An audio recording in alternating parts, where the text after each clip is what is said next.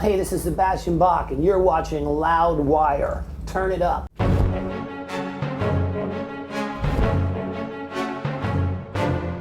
Hey everyone, Graham from Loudwire here, and it's Wikipedia Fact or Fiction time with Mr.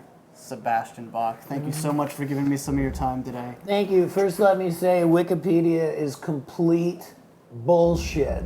I hope so. I love it whenever it's fiction, so let's try Okay, it. can I tell you something? Yeah.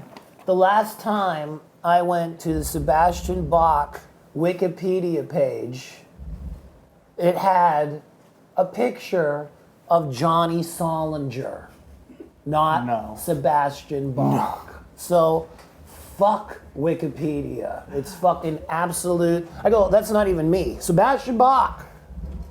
I'm pretty sure it was you when I checked today. Well, the last time I went there, it was a picture of another human being. So how about that? I don't think. There's no pictures of me to be found anywhere. Yeah, it's difficult. Fuck Wikipedia. Fucking. And the worst thing is when you do an interview and the interviewer says, "Oh, is it?" And I don't. Do not interview me based on my Wikipedia page. Absolutely. Very short interview. Okay. Very true. Very, very true. So let's start, because they do get the name wrong sometimes too. Sebastian Philip Bach.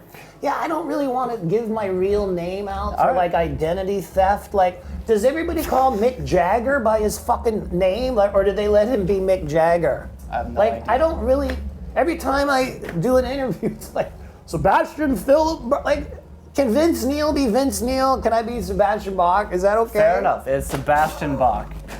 All right. It said every fucking. Well. If Mick Mars can be Mick Mars, I can have a name too. He's Mick Mars. It said your first band was called Kid Wicked. And, that's basically true. Yeah. Upon hearing the band, you were unaware of the ages of the rest of the band. You were 14 years old, and you auditioned and were hired immediately. That's true. That's true? So they were a bit older than you? Yeah. They were like 30. Oh, really? That much older? 25 or 30, yeah. I was like 14. Did they realize you were 14, or did they? Yes, they realized. Okay. But I was tall and wore a lot of makeup. I figured that maybe you looked older for your age. Something. Okay, so that's true. You were asked to join Skid Row after you were spotted singing at a rock photographer's wedding at age 18. Yes.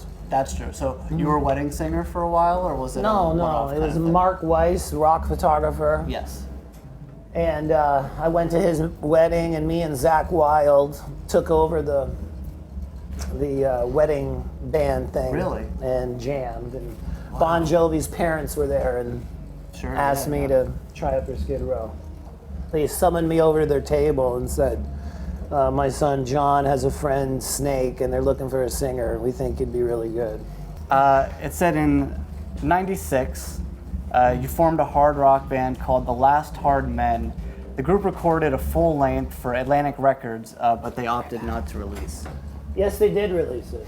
They did release it. Okay, well, so there's some fiction but under a subsidiary, Spitfire Records. Spitfire Records? Okay. Well, what was the issue the first time with? It wasn't very good. It really? That's not the reason they gave you, was it? It's not a great album. Oh, damn. We tried. Oh, well.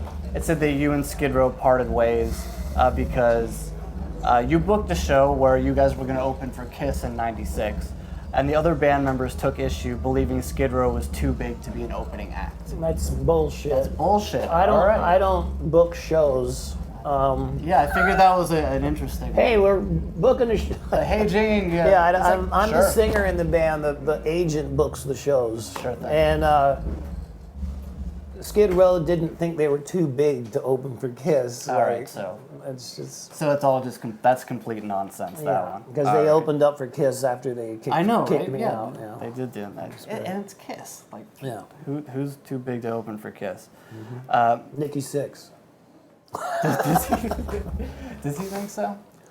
I think he just doesn't like anybody. That's the whole vibe. Yeah. Every day it's a new hatred. Well, yeah, I saw that you retweeted the thing with him and Gene and Paul, and they're all just kind of in that. It's just nonstop negative. like nonstop. I don't understand. For me, rock and roll was kind of like supposed to be fun, you know, crazy concept. Fun, enjoyable, Yeah. and leave it at that, maybe.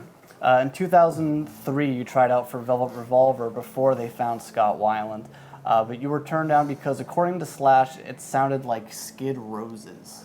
It was 2002. 2002, okay. And I recorded 5 songs with them, and it did sound like Skid Roses. Wow. What the fuck is it supposed to sound like? Foghat? Like that's kind of way we sound, and you know. How did that demo Scott come? Weiland, bless him, and that's great. But I think, you know, maybe if they picked me, we might be together still. But you know, that's long history, and Guns N' Roses is back, so that's great. Thank God for that.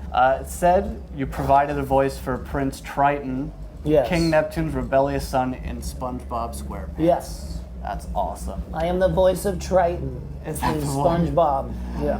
What's that like to go and record for SpongeBob? It's fun. You know, I'm lucky to be able to do something that impresses my kids. Yeah, absolutely. They must be. My daughter way loves that. into it. Super cool. There was a contradiction here that I wanted to clear up. It said that Nick Sterling quit your current band after contractual disagreements over compensation, but it also said on a different page that Nick was fired after he refused to sign an agreement to appear on an undisclosed television show. Well, it was Access TV. It was a broadcast, a live broadcast. Oh, so just a performance? Yeah, and all of us had to sign release forms Sure. to be on the show, and he refused to sign it, so he couldn't be on it. It's very basic. How weird. If I have to sign it for me, like he has to sign it. Well, you yeah, know, I mean, it's a release. Was that just, I guess that was the last, was that a last straw kind of Yeah, thing? if you can't do the TV show with me, you're kind of out of the fucking band. That's kind of important. Yeah, yeah, Promotion. Play for the fans. whatever. All right, last one for you. It said your New Jersey home was damaged by Hurricane Irene, declared uninhabitable. Yeah, it's killer. Let's go rock now. And you lost a lot of Skid Row master tapes. No, I did not lose any No. Skid Row master tapes. All right, there's some fiction for Yeah, I you. didn't have them in the basement. I had them Lovely. up a couple levels. That must have been a huge, huge relief. I mean, because I imagine losing something like that would be soul crushing. And Yeah, but you know what's even worse? Losing your house. that's also soul crushing. That was even worse than losing a Skid Row tape. I have Like, family- believe it or not, like losing my home was even heavier than losing the tape. That's all. I have family that know lost their that. home in that too, so I know what you mean. Yeah, it's not a fun thing to go through. It's terrible. Yeah. All right. Well, at On least- that note, let's go rock. Let's go rock. Sebastian Bach, everybody. Go check Thanks, him buddy. out live. Thank you. Really Thank you. enjoyed that. Lost my home in a hurricane. Fucking. That's all right. You have a new one now. Yes, I do. Thank you for reminding me. of Always that. look I on the do bright have a side. new one, and it's And it's better. it is. I love it. Yes, thank you for reminding me of that. All right. We just get you to get a And drop. fuck Wikipedia.